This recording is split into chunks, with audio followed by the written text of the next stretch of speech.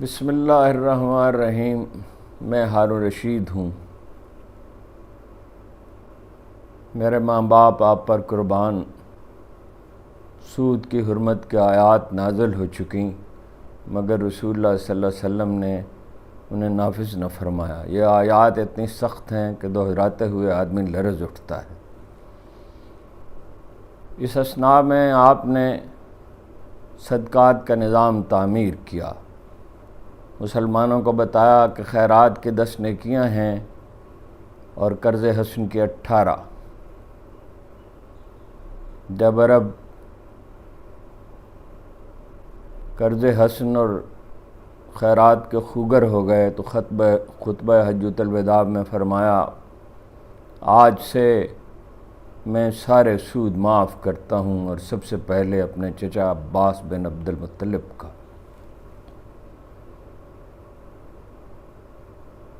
معاشرے کا روگ صرف یہ نہیں کہ وہ سودی آج کے پاکستان کا المیہ صرف یہ نہیں کہ وہ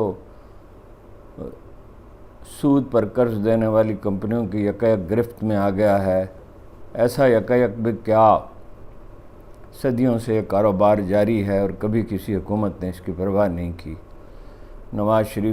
شہباز شریف صاحب کہتے ہیں، ملک کو ہم نے ٹریک پر ڈال دیا ہے۔ کیا خوب ٹریک پر ڈال دیا ہے۔ مہنگائی 100% بڑھ گئی، 100% سے بھی زیادہ، اور سابق آئی جی کلیم امام کے مطابق پچھلے 1 سال میں ریپ کے واقعات میں 37% اضافہ ہوا، 37.22%۔ کتنا ہی بڑا ظلم برپا ہو، حکومت اس وقت تک نہیں جاگتی جب تک میڈیا ہنگامہ برپا نہ کر دے۔ یہ ہنگامہ راولپنڈی میں چاکر کے گاؤں سے تعلق رکھنے والے محمد مسعود کی خودکشی سے ہوا۔ 13,000 روپے ایک رجسٹرڈ ایپ سے اس نے قرض لیا تھا، بڑھتے بڑھتے یہ 50,000 روپے ہو گیا۔ 6 ماہ پہلے وہ بے روزگار ہو چکا تھا، اسے گھریلو اخراجات کے لیے روپے کی ضرورت تھی۔ اپنی اہلیہ سے اس نے کہا کہ مکان بیچ دیتے ہیں، مگر وہ اس پر آمادہ نہ ہوئی۔ چنانچہ ایک دوسری غیر رجسٹرڈ کمپنی سے 22,000 روپے اسے قرض لینا پڑا۔ جب آپ قرض دینے والی کسی کمپنی سے ڈاؤن لوڈ کرتے ہیں تو آپ کا ٹیلی فون کا سارا ڈیٹا اس پہ منتقل ہو جاتا ہے۔ آپ کے سارے ٹیلی فون نمبر، اہم نمبر، آپ کے عزیزوں اور رشتہ داروں کے غنڈے انہوں نے رکھ چھوڑے ہیں۔ ایک دن میں 100 سے 150 کالیں کرتے ہیں اور غلیظ زبان میں دھمکیاں دیتے ہیں۔ لاہور کی خاتون نے 10,000 روپے قرض لیا۔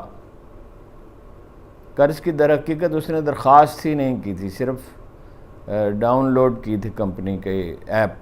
10,000 روپے اسے بھیج دیے گئے، پھر دھمکیوں کا سلسلہ شروع ہوا، بلیک میلنگ کا، اور 40,000 روپے دے کر اسے بھتہ دے کر اسے جان چھڑانی پڑی۔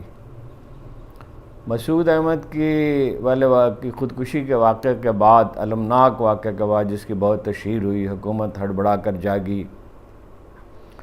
اور G8 میں اور سید پور روڈ راولپنڈی پر چھاپے مارے گئے اور 9 ملزموں کو گرفتار کیا گیا۔ لیکن ہم یہ امید نہیں کر سکتے کہ سلسلہ ختم ہو جائے گا۔ ختم ہوگا تو کل کسی اور شکل میں ابھر آئے گا۔ ملک میں ایسے ادارے موجود ہیں جو غیر سودی قرض دیتے ہیں اور اس کے لیے کوئی زر ضمانت نہیں دینا ہوتا، اور وہ کسی کو بلیک میل نہیں کرتے، صرف وہ محلے کے 2 شرفاء کی ضمانت چاہتے ہیں اور بہت آسان قسطوں میں اس کی واپسی کرنی ہوتی ہے۔ وہ 101 پیشوں کی فہرست انہیں تھماتے ہیں کہ اس میں سے جو کام چاہیں وہ کر لیں، اس طرح کچھ نہ کچھ آمدن ہوتی رہے، اور وہ لگ بھگ 5,000 روپے ماہوار ادا کرتے رہیں۔ بعض اوقات یہ قسط اس سے بھی کم ہوتی ہے۔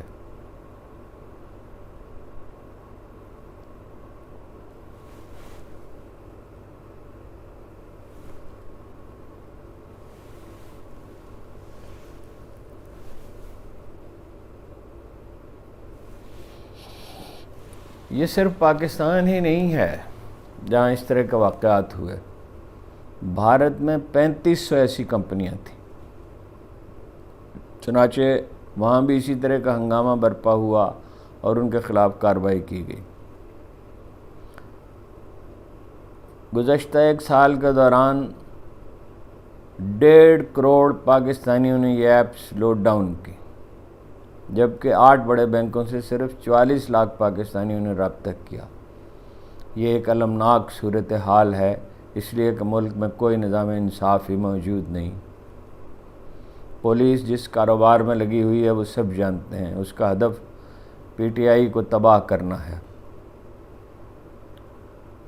عدالتوں کا معاملہ یہ ہے کہ اس میں لاکھوں مقدمات زیر التوا پڑے ہیں۔ 1000 ججوں کی، مجسٹریٹ سے لے کے سپریم کورٹ تک 1000 ججوں کی کمی ہے، اور حکومت کو اس کی کوئی پرواہ نہیں ہے کہ اس کمی کو پورا کرے، الٹا وہ عدالتوں پہ دباؤ ڈالتی ہے۔ لے دے کے میڈیا ہے جو سیاسی معاملات میں تو کچھ نہیں کر سکتا، اس کی زبان بندی کر دی گئی ہے، لیکن اس طرح کے واقعات میں وہ اپنا کردار ادا کرتا ہے۔ مسلمان زندہ تھے تو معاشرے کی صورتحال یکسر مختلف تھی۔ جناب عمر بن عبدالعزیز اس فراوانی سے ضرورت مندوں میں روپیہ تقسیم کرتے اور اس قدر تیزی سے ٹیکسوں میں انہوں نے کمی کی کہ لوگ حیران رہ گئے۔ ایک شب کسی نے کہا، آپ عشاء کے نماز کے بعد دمشق کے اہل علم کو جمع کرتے اور ان سے مشورہ کیا کرتے تھے۔ ایک شب کسی نے ان سے کہا، امیر المومنین، اس طرح تو خزانہ خالی ہو جائے گا۔ فرمایا، میں چاہتا ہوں ہاں خزانہ خالی ہو جائے اور میں اس میں جھاڑو دے دوں۔ عملاً اس کے بالکل برعکس ہوا، ٹیکس اور زیادہ جمع ہونے لگا۔ آخری برس میں ارشاد فرمایا، مجھے امید ہے کہ امثال جناب عمر فاروق اعظم کے دور کے برابر ٹیکس جمع ہو جائے گا۔ اس کی نوبت نہ آئی اور آپ شہید کر دیے گئے۔ اگر پولیس اپنے فرائض ادا کرنے کے لیے مستعد ہو، اگر عدالتیں چوکس ہوں، تو اس طرح کے واقعات رونما نہیں ہو سکتے۔ جیسے ہی یہ کمپنیاں وجود میں آئیں اور لبھانے لگی لوگوں کو، اسی وقت حکومت کو چونک جانا چاہیے تھا، انٹیلیجنس ایجنسیوں کو اس کا جائزہ لینا چاہیے تھا اور اسی وقت کارروائی کرنی چاہیے تھی۔ لیکن وہ تب بروئے کار آئے جب پانی سر سے گزر گیا تھا۔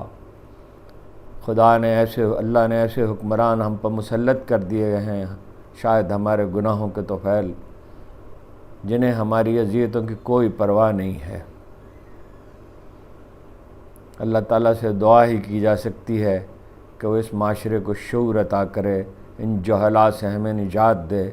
ان کے لیے ہمیں ہدایت کی دعا کرنی چاہیے، اور یہ کہ اگر ہدایت ان کے نصیب میں نہیں تو چن چن کر اللہ انہیں ہلاک کرتے۔